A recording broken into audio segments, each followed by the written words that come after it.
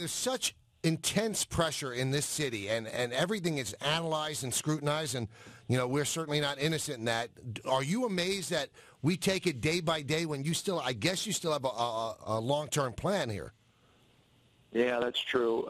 First, Michael, if you would, let me lead off by saying on behalf of the Jets, I'd like to pass on our condolences to the Ralph Wilson family, the Buffalo Bills, and the entire upstate New York community. Obviously, Mr. Wilson meant so much to our game, our league, and our division, and we're very grateful for having known him, having worked with him, and thankful for all of his contributions. This dates way back, as everyone knows, to the AFL and the NFL, and eventually to the AFC East. So I just wanted to mention that weighs heavily on everyone's minds here. Absolutely. But to answer your question, yes, I mean that kind of goes with the territory. I look at it not as additional pressure, but that we have a passionate fan base, that they're tuned in to everything that we do, and they're going to critique and inspect everything that we do, and we're appreciative of that. It's important to them, and it's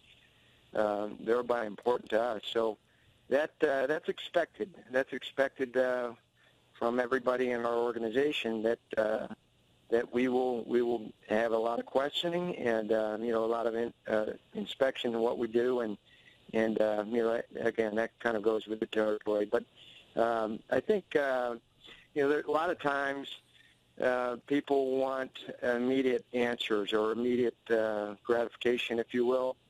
And sometimes, we're working our plan, and those answers will come.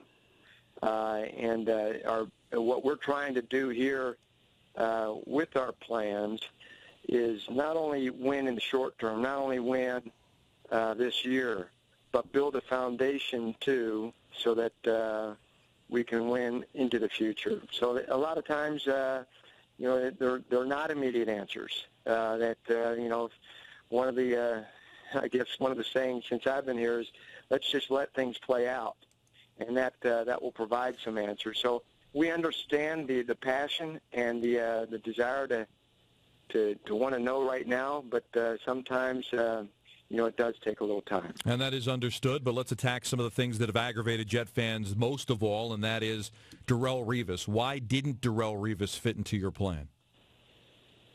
Well, not going to get into specifics with regard to what we discussed on Darrelle or any other players. Suffice it to say, again, I think we've gone over this before for our fans. Is it's a two-way street. And any prospective player coming in, it has to be a fit. It has to match, and by that I mean that from the club's perspective, we're going to look at the player, our needs. We're going to look at the cash, the cap. We're going to look at obviously the person, how he fits in, and then from his perspective, he's doing much of the same thing. Does he fit in the organization? Does the financial picture fit? So there's a lot of parts, and of course, when someone's free, it's not only one club that he gets to look at. There's multiple clubs, so there's a lot of moving parts when somebody is free or in free agency, and we will definitely we'll explore any path. We'll open up discussions sometimes. Sometimes those discussions will lead to a visit or negotiations, and sometimes they don't. And when they don't, there's not a fit from both sides. All right, well, one of the guys who did actually visit is Dominique Rodgers-Cromartie. You guys let him get out of the building. He goes to the Giants, and he signs a contract. And, John, from the outside looking in, and it might be a long-range plan, maybe that's what your answer is going to be, your cornerback situation is kind of sketchy when you have a coach whose defense is predicated on very good corner play. Why did you not complete the deal for Rodgers-Cromartie?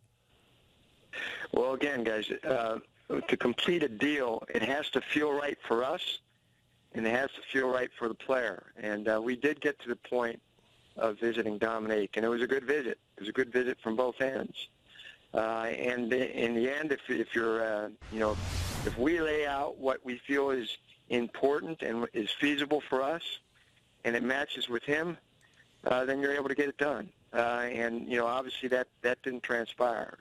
And you keep talking it through. But in the end, you don't want to do something that may not fit. A year or two from now. We sign a player of that ilk.